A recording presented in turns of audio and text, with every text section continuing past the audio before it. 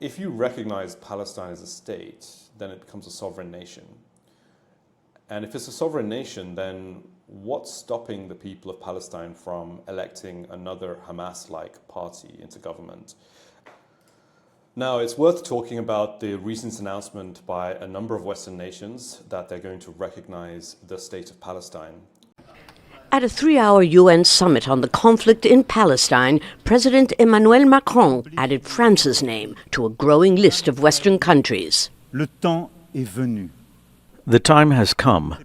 This is why, true to the historic commitment of my country to the Middle East, to peace between the Israelis and Palestinians, this is why I declare that today, France recognizes the state of Palestine.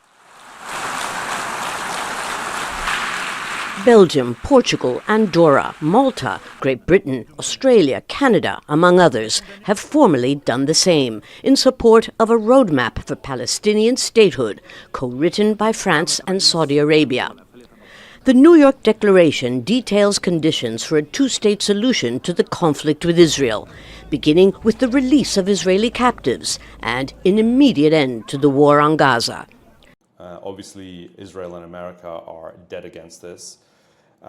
Israel's always been against a two-state solution, partly, I suspect, because they want the territory. They want the territory. And it legitimizes the Palestinian people's struggles and their presence. But of course, the war in Gaza has been pretty horrendous, and that, combined with the pressure in Western countries from protest groups, I think has led to this point where they've decided to recognize Palestine in order to put some pressure on Israel, international pressure on Israel. Interestingly, all of them seem to specify as a condition of recognition the demilitarization of a Palestinian state, as well as the exclusion of Hamas. In other words, Hamas cannot be involved in any way in a future Palestinian state. And of course, the state must also recognize Israel as a viable state, which Hamas currently don't.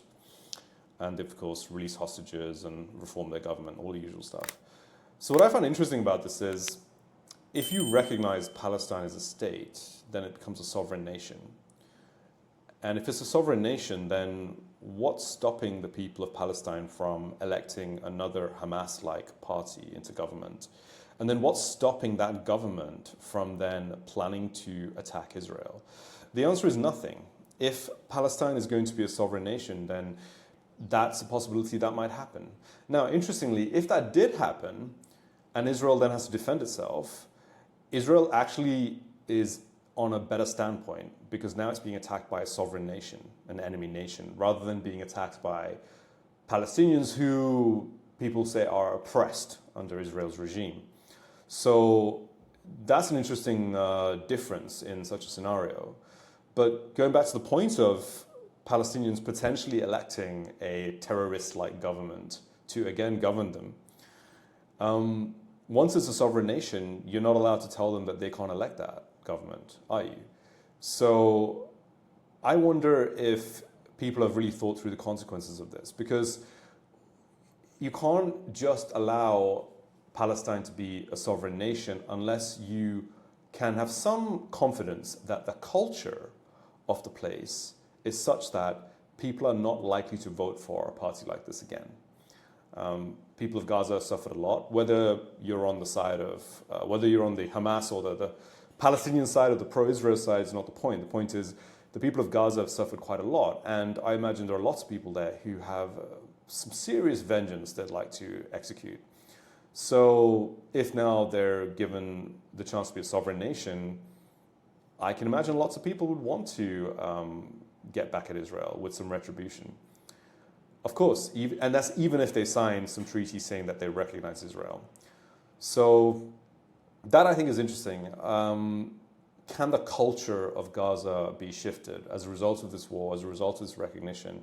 Can the culture of the West Bank be shifted such that they're not just legally saying, or they're not just saying treaty-wise that they will recognize Israel and they will not attack Israel, but culturally people actually don't want to do that and want to move on?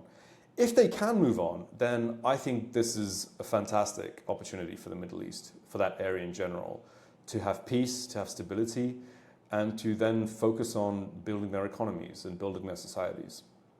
But let's wait and see. I mean, the opposition to Israel isn't just about territory, it's also because Israel is a Jewish state. So it's also an opposition on a religious basis. Hamas have openly said they will eliminate, or they want to eliminate, all the Jews from earth. So I, at the moment, find it difficult to believe that if the Palestinians are given their own state, then they will sit still and they will not want to attack Israel. Yeah, remains to be seen.